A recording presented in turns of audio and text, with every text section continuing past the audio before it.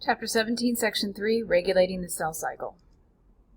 Learning objectives: investigate how the cell cycle is regulated. Compare cancer cells with other cells. How do cells know when it's time to divide? One striking fact about cells in multicellular organisms is how carefully cell growth and cell division are controlled. Careful control of the cell cycle is essential for orderly growth and development. If something goes wrong with the control, serious diseases such as cancer sometimes result. When scientists grow cells in the laboratory, most cells will divide until they come in contact with one another. Once they do, they usually stop dividing and growing. Something similar happens inside the body. When an injury such as a cut in the skin or a break in a bone occurs, cells at the edges of the injury are stimulated to divide rapidly. New cells form, starting the process of healing.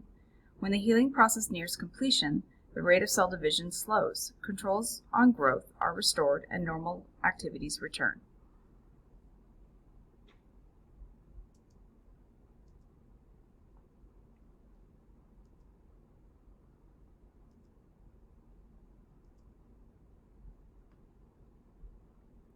Scientists have identified dozens of proteins that help to regulate the cell cycle. The cell cycle is controlled by regulator proteins both inside and outside the cell. One group of internal regulating proteins responds to events inside the cell. These proteins act as checkpoints, allowing the cell cycle to proceed only when certain events have taken place.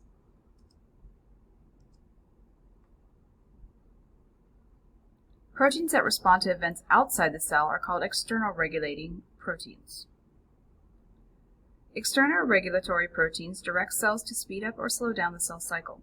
One important group of external regulator proteins is the group made up of growth factors.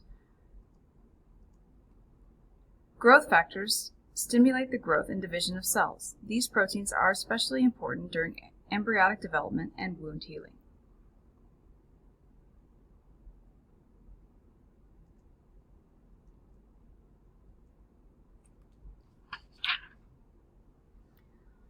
Biologists had been searching for years for the signal that regulates the cell cycle because they realized that it could help them treat diseases. Learning that there is not just one signal but many has made the job more complicated. Scientists discovered the first regulatory proteins in the early 1980s. When they injected this protein into a non-dividing cell, a mitotic spindle would form. They named this protein a cyclin because it seemed to regulate the cell cycle. Investigators have since discovered a family of proteins known as cyclins that regulate the timing of the cell cycle in eukaryote cells.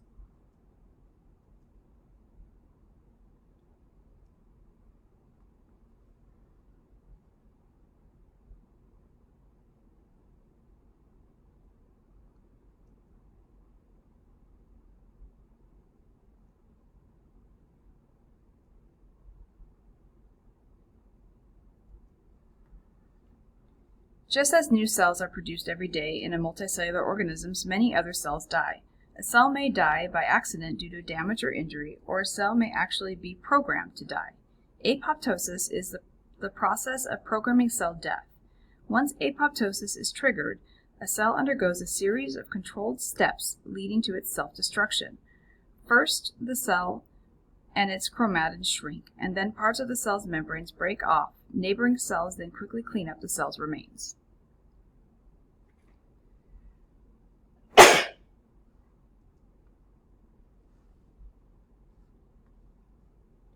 Why is a cell growth regulated so carefully? The principal reason may be that the consequences of uncontrolled cell growth in a multicellular organisms are very severe. Cancer, a disorder in which body cells lose the ability to control growth, is one such example.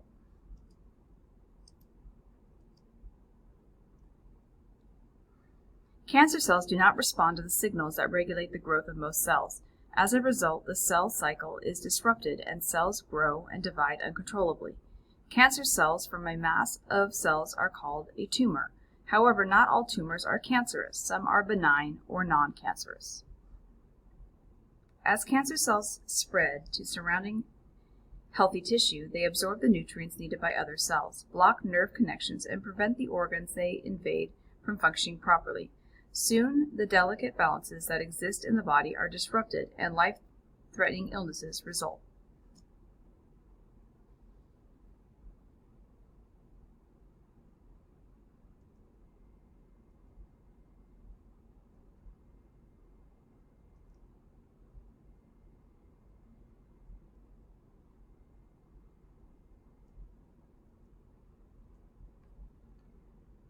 Cancers are caused by defects in the genes that regulate cell growth and division. There are several sources of such defects, including smoking or chewing tobacco, radiation exposure, and even viral infection.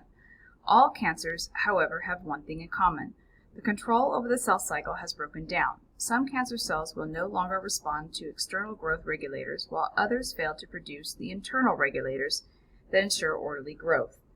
An astonishing number of cancer cells have a defect in a gene for a checkpoint protein known as p53, which normally halts the cell cycle until all chromosomes have been properly replicated. Damaged or defective p53 genes cause cells to lose the information needed to respond to the signals that normally control their growth.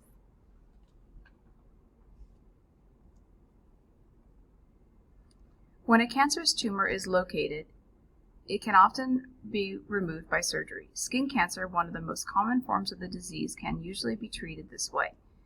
Melanomas, the most serious form of skin cancer, can be removed surgically, but only if spotted very early.